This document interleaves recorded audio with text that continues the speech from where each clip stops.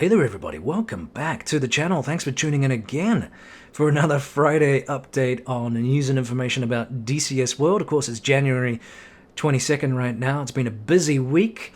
Lots of things going on, changes of government, that kind of thing.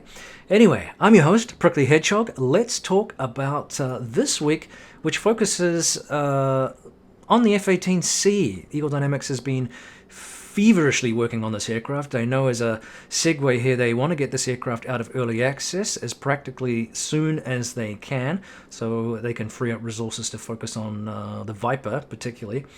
But we've been teased a little bit with Wags' videos over the last 2 to 3 weeks, which have focused on some of these systems that I'm going to talk about here shortly. And I will throw up links if I remember, so that you can look at those independently if you wish to see some of these systems in play in the game environment. Of course, with Wags' videos, we all got distracted by the clouds, so some of the awesome systems that Eagle Dynamics were, putting together were overshadowed by what really are some fantastic-looking volumetric clouds, which we're all waiting to be slotted into the core engine as well. So let's talk about some housekeeping here with regards to the F-18. There was a couple of fixes that they have resolved. One was the RWR contacts displayed on the wrong azimuth. They have fixed an issue with the TDC being moved and then causing the radar beam to stick. And they've also fixed an issue with JSOW aircraft maneuver error that caused a miss.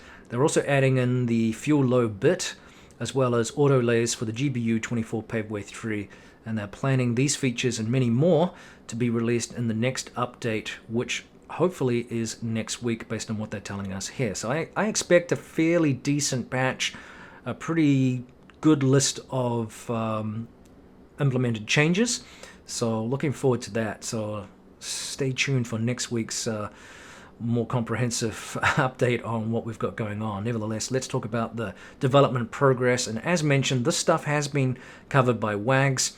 One of the big things, of course, is the ground moving target radar mode. Now, this will allow us now to track moving targets and engage them with the Maverick F or the AGM-65F and also laser guided bombs. It will only detect moving targets. It basically ignores stationary things. So if you are looking for a vehicle that has a target of interest in that's on the move or has fled from an area, this is the mode that you would use to track down that particular vehicle and rain down death and destruction on it. So it's going to be a great tool for detecting, obviously, and also tracking and engaging mobile targets.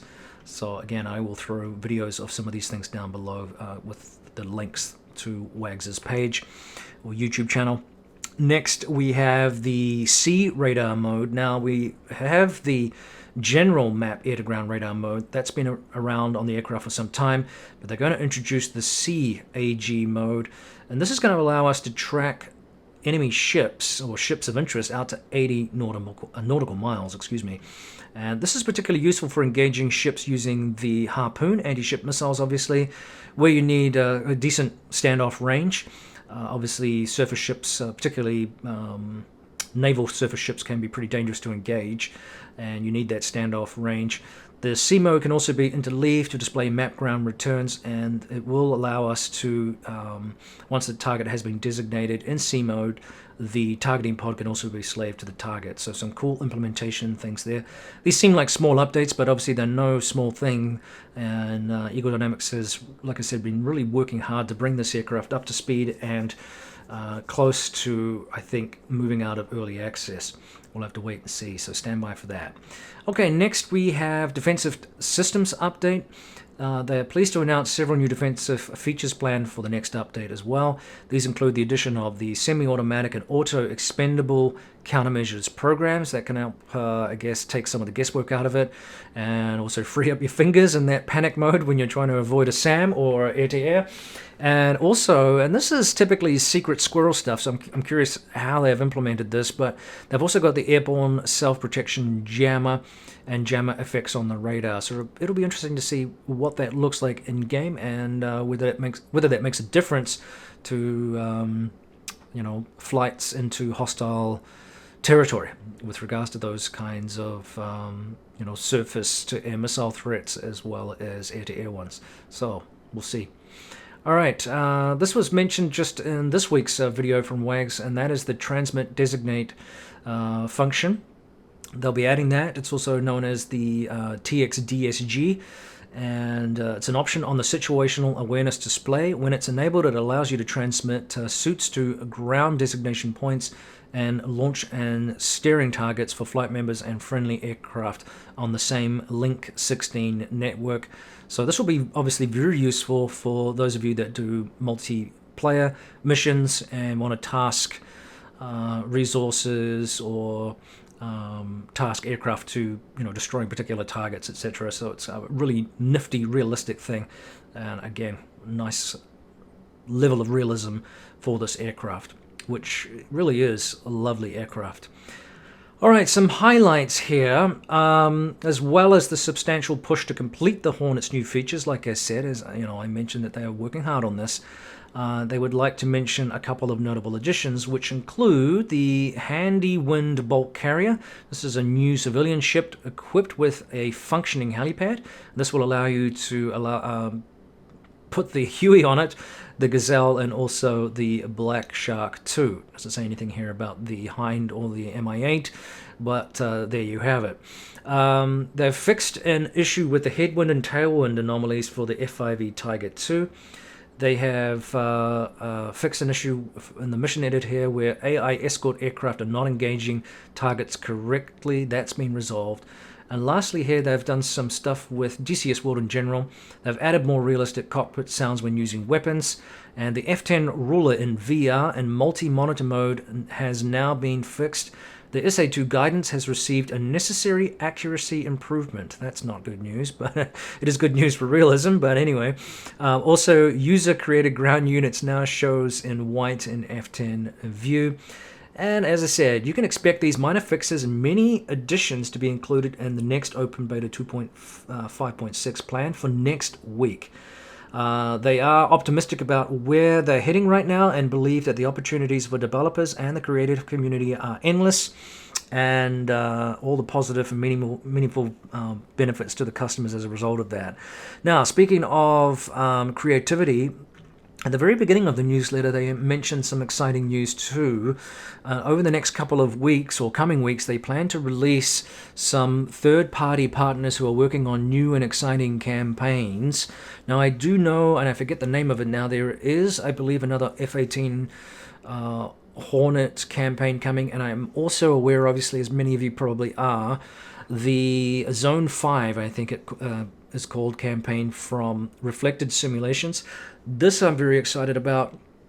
It's an F-14A campaign. It is a training one set in Nevada, and it features none other than Dave Bio-Baranek, who is a fabulous guy. He is a major contributor to discussions about DCS. He's been very positive towards the community, as far as I can tell, based on the limited interaction that I've had with him.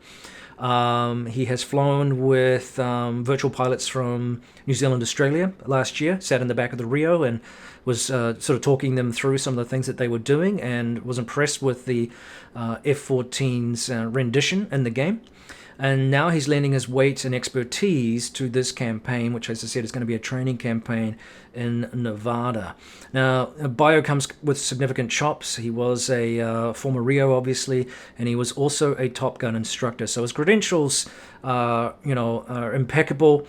He has, extensive backgrounds in providing intelligence and information about the F-14 and training, etc., as a Top Gun instructor. So, I mean, he knows his stuff.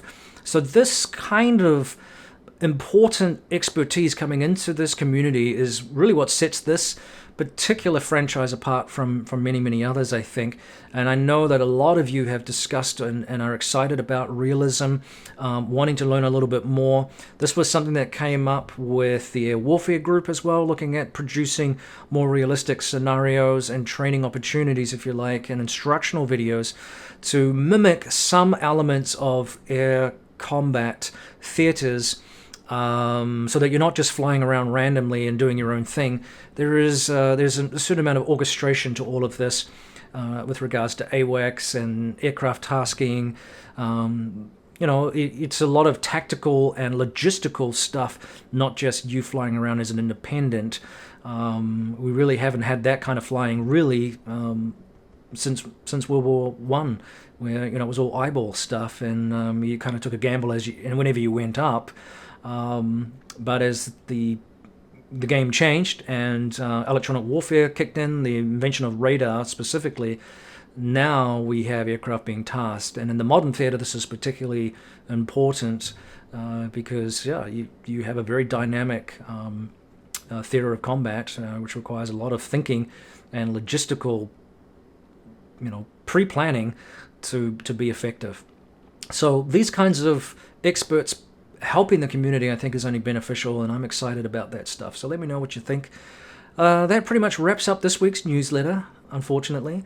Nothing else major. I did have a request for some news on third-party developers. I haven't had a chance to delve into that just yet. If there are third-party developers listening who would like to reach out again and let me know what they're working on, if they're willing, that would be awesome. Otherwise, I have to just delve through the various snippets of information that come out from time to time. And every developer does things differently. They're all working on slightly, obviously, different projects, and they're all working to different timelines based on their particular studios and things. So sometimes it's hard to know exactly what they're up to and where they're at, because obviously we've seen in the past too, where Eagle Dynamics makes a major change or an improvement to the core engine of the game that can have implications for timelines and things with some of the third-party developers as well. So it's an interesting symbiosis there, and but I will delve into some third-party developers coming up here so that you can keep track of where things are at, because I know there are some very, very exciting aircraft out there that we're all looking forward to, not least of which, of course, is the Eurofighter, which seems to be a very, very popular aircraft. I did hear something about somebody's making actually a more realistic looking F-22. It's a mod. It's not an independent studio, but it looks actually fairly impressive from some screenshots that I saw. So there's a lot of stuff out there. I think we'll wrap that up. And I want to say once again, thanks everybody for tuning in. Thanks for all the likes and subscribes, the comments, and the contributions here to the community and the channel. Keeps it chugging along, so don't forget to do that. Keep subscribing. Gives me motivation for the channel, and we'll make that do. Carry on flying, everybody. Stay safe out there, and we'll see you next time. This is Prickly Hedgehog out. Station time, 5 minutes to push it up, reference 0.85. Air 2, Captain, North 13, over 100, South 58.